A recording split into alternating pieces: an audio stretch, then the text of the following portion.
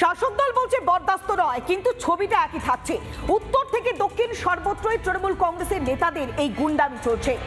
শিলিগুড়ির পর এবার পশ্চিম মেদিনীপুরের শালবনী, যেখানে একেবারে চেম্বার থেকে চিকিৎসককে মারধর করে তুলে নিয়ে যাওয়ার অভিযোগ। কর্ণগড়ে তৃণমূল কংগ্রেসের অঞ্চল সভাপতির বিরুদ্ধে এই অভিযোগ যখন সামনে আসছে, তখন প্রশ্ন উঠছে, এই রাজ্যের আইন শৃঙ্খলা পরিস্থিতি কি একেবারে শিখে উঠেছে?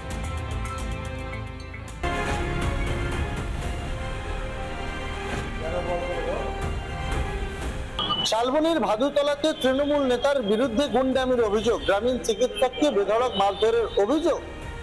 মারধর করে চেম্বার থেকে চিকিৎসককে তুলে নিয়ে যাওয়ার অভিযোগ, হুমকি ও হেনস্থার অভিযোগ। শালবনী কর্ণগড়ে অঞ্চল তৃণমূল সভাপতি কাঞ্চন চক্রবর্তীর গুন্ডামি। প্রতিবাদে শালবনী থানা দ্বারস্থ আক্রান্ত চিকিৎসক নিখিল কুমার ঘোষ। কাঞ্চন চক্রবর্তী ওখানে নেতা তৃণমূলের, তোকে আজকে যেতেই হবে, নাহলে মারবো বলেই আমাকে গায়ে হাত তুললো এবং বেশ চড়কাপড় কয়েকটা দিল। নিয়ে গিয়ে দেখলাম যে রুগী অনেক আগেই মারা গেছে, প্রায় ঘন্টাখানেক।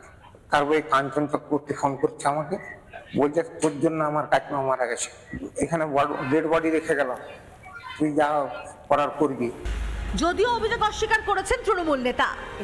সম্পূর্ণ মিথ্যা অভিযোগ, সম্পূর্ণ মিথ্যা অভিযোগ, চর্চা হয়নি কিন্তু। আচ্ছা, কি বলেছেন? যে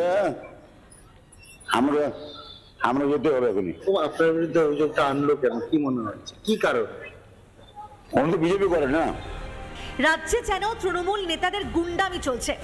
রবিবার রাতেই ব্যারাকপুরে বেআইনি নির্মাণের প্রতিবাদ করায় তৃণমূল কাউন্সিলর লাথি মেরে খুন করেন প্রতিবাদী বৃদ্ধকে। সেই ঘটনার রেশ কাটতে না কাটতেই এবার পশ্চিম মেদিনীপুরের চিকিৎসককে মার। পুলিশ কোথায়, কি করছে, কেন গ্রেপ্তার হলো না? অবিলম্বে গ্রেপ্তার করতে হবে।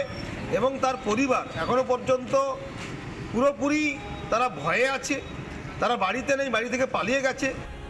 ঘটনার পর থেকে আতঙ্কে ভাদুতলা ছেড়ে আত্মীয়ের বাড়িতে আশ্রয় নিয়েছেন আক্রান্ত চিকিৎসক। শালবনী থেকে সুদীপ্ত দাস, রিপাবলিক বাংলা। নানা ধরনের কন্টেন্ট দেখার জন্য লাইক করুন, শেয়ার করুন আমাদের ফেসবুক পেজ, সাবস্ক্রাইব করুন আমাদের ইউটিউব চ্যানেল। পাশাপাশি অন্যান্য ব্রেকিং নিউজের জন্য অবশ্যই চোখ রাখুন রিপাবলিক বাংলায়।